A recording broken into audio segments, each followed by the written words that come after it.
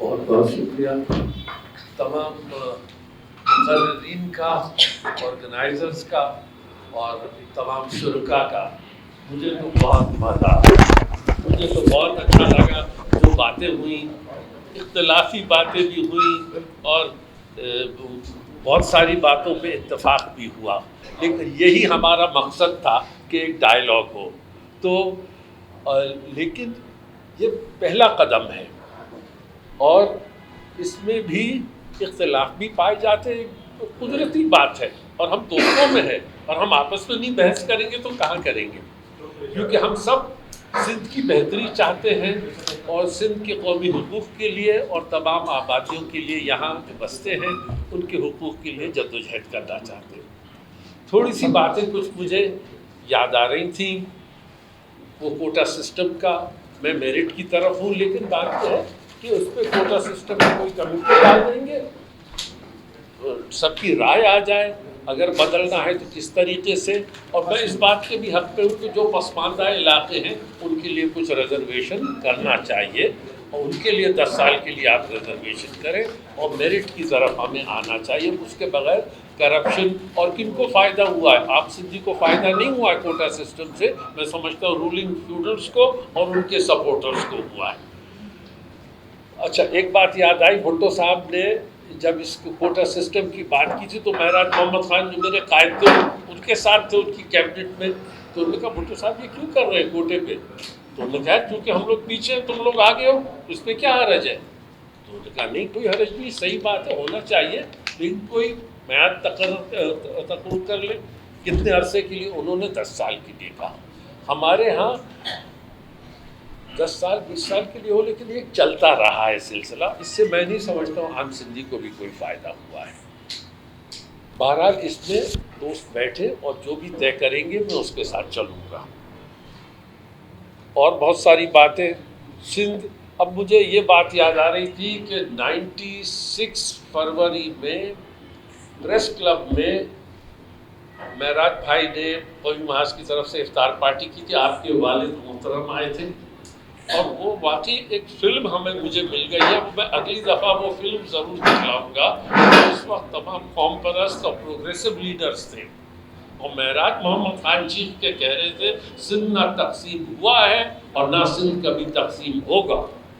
اور آپ کے والد محترم اس وقت چونکہ جنرل نصیر اللہ بابر کریک ڈاؤن کر رہے تھے کراچی میں، ایم کیو ایم میں کریک ڈاؤن ہو رہا تھا، تو وہ کہہ رہے تھے کہ کراچی کے ساتھ جو تم نے کریک ڈاؤن کیا ہے یہ بہت غلط کیا ہے.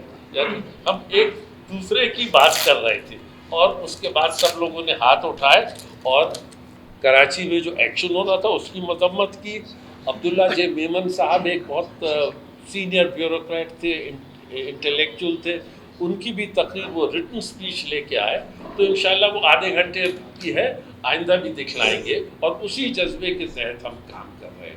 ایک بات یاد آتی ہے 88 میں آپ نے ذکر کیا نا، وہ معراج بھائی کو حیدرآباد سے واپس جانا پڑا، ان کی بھائی کی طبیعت خراب ہو گئی، لیکن انہوں نے کہا میں رائٹنگ میں یہ اسپیچ دینا چاہتا ہوں.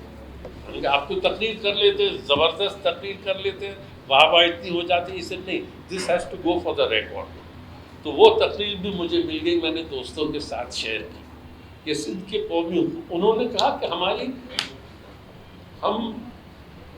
پنجاب کے بھی لوگ، عام پنجابی سے ہماری کوئی مختلف نہیں ہے، اور ادھر کا جو حکمراں طبقہ ہے اور بدقسمتی سے سندھ کا جو حکمراں طبقہ ہے وہ آپس میں مل جاتے ہیں اور آپس میں لڑواتے ہیں.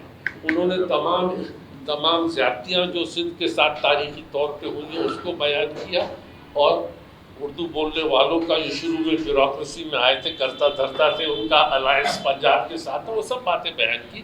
لیکن اب اردو بولنے والوں کے ساتھ بھی وہی ہوا ہے جو آپ لوگوں کے ساتھ پہلے ہو چکا ہے. تو ہمیں اچھا، اب باتیں ہیں کہ تاریخ واپس نہیں جا سکتی، جو آ گیا ہے وہ آ گیا ہے. اور میں دیکھا ہوں 33 ایئرس، اس وقت یہ ڈسکشن ہو رہا تھا کہ 54 تک اب جو آئے اس کو ڈومیسائل دیں یا 51 تک دیں. تو میں تو اس میں نہیں پھنسنا چاہ رہا تھا کیونکہ میرا ایک موقف تھا اور میں چپ ہو گیا. تو جان ساقی تھے اور ارباب کھاوڑ تھے اور شاہ محمد شاہ، یہ سب ہمارے دوست تھے. تو انہوں نے کہا اگر جو تمہیں کہنا ہے کہو. تو میں نے کہا بھائی میں سمجھتا ہوں جو سندھ میں رہتا ہے، سندھ میں خرچ کرتا ہے اور سندھ کی حقوق کے لیے جد و جہد کرتا ہے، وہ سندھی ہے۔ اب ان کا جو غریب پٹھان مزدور آتا ہے وہ تو اپنی تنخواہ بھیجے گا گھر، اور اس کے بارے میں نہیں کہہ رہا ہوں۔ اور جہاں تک یہ بات ہے کہ پنجاب سے یا فرنٹیئر سے لوگ آ کے کاروبار کریں، تو ہم کہتے ہیں مہذب ملکوں میں، جیسے کینیڈا کی مثال میں نے دی تھی کہ کوئی بزنس مین اونٹیریو سے کیوبیک جائے گا تو ادھر وہ 2% زیادہ ٹیکس دے دے گا۔ اگر ہمیں کراچی کوئی اور صرف فیسلٹی دیتا ہے دوسرے صوبوں سے بزنس مین آئے تو آپ ان سے ذرا ٹیکس لے لیں۔ لیکن دیکھیے ٹریجڈی کیا ہے کہ 33 سال پہلے یہ باتیں ہوئی ہیں، ہم نے کوئی سولوشنز نہیں کیے، ہم لوگ تماشائی بن کے رہ گئے۔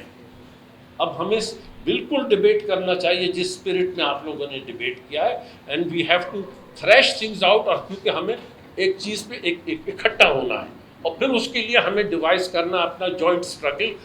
حکمراں تو چاہیں گے ہم لوگ آپس میں لڑ جائے، اب ہم اتنے تو کچے نہیں ہیں کہ ہم آپس میں لڑ جائیں، اختلاف ضرور کریں گے، لیکن بہت سارے امور ہیں جس میں ہم اکٹھا ہوئے ہیں۔ لوکل گورنمنٹ کی امپاورمنٹ، سینسس کا ہونا، لینگویجز کو پروموٹ کرنا۔ اب میں بھائی سے کہہ رہا تھا بھائی پوری تقریر میری آپ کی نہیں سمجھ میں آئی، لیکن میں نے خاسقیلی صاحب سے کہا تھا کہ مجھے سندھی کا استاد دلاؤ تاکہ میں بھی ذرا جلدی سے سندھی سیکھ لوں، آدھی سے زیادہ تو خیر مجھے سمجھ میں آئی۔ تو یہ ہم، ہاں زبان، آپ کسی نے مادری زبان کی بات کی، تو ہمارا موقف یہ تھا کہ پرائمری مدر ٹنگ میں پرائمری ایجوکیشن ہونا چاہیے۔ پاکستان میں 70 مادری زبانیں ہیں، کوئی اتنی بڑی بات نہیں ہے کہ ہم اپنے بچوں کو مادری زبان سکھائیں۔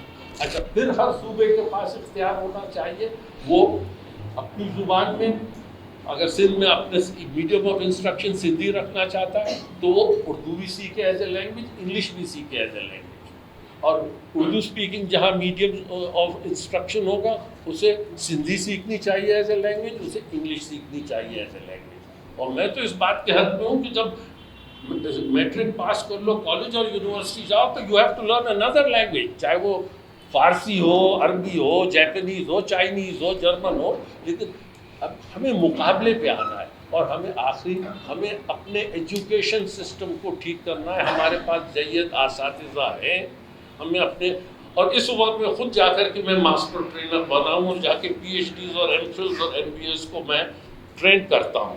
تو ایجوکیشن میں میری دلچسپی ہے، اس کے بغیر ہم لوگ آگے بڑھ نہیں سکیں گے۔ میرٹ کو لانا ہے، تعلیمی نظام کو بہتر کرنا ہے، اور تعلیم کی بیسس پہ آئیڈینٹی بنے گی، ہمیں ایک جدید قوم بننا ہے۔ اور بہت کافی ہے کہ ہم لوگوں نے اتنی چیزوں پہ اگری کیا ہے، ڈیٹیل میں ہم بعد میں جائیں گے، یہ تو اپنے آہوجہ صاحب ہے وہ بنا لیجئے گا، ہم لوگ آپس میں بنا لیں گے، کیونکہ ہم ڈائیلاگ کو ہم نے آغاز کیا، اختتام نہیں ہے، یہ آغاز ہے۔ تو یہ پازیٹیو بات جاننی چاہیے کہ بہت سارے ایشوز پہ ہم لوگوں کو اتفاق رائے ہوا ہے، اور ہم اس چیز کو جاری رکھیں گے۔ بہت بہت شکریہ۔ آج کے کلوزنگ ریمارکس جناب سید زین شاہ صاحب، پریزیڈنٹ ہیں سندھ یونائٹڈ پارٹی کے، آج ہمارے ساتھ موجود ہیں۔ ہماری بھی بڑی تقدیر کی بات ہے کہ ہم سب مل کر ایک بہت بڑے مسئلے کو حل کرنے کی کوشش کر رہے ہیں۔ جناب سید زین شاہ صاحب۔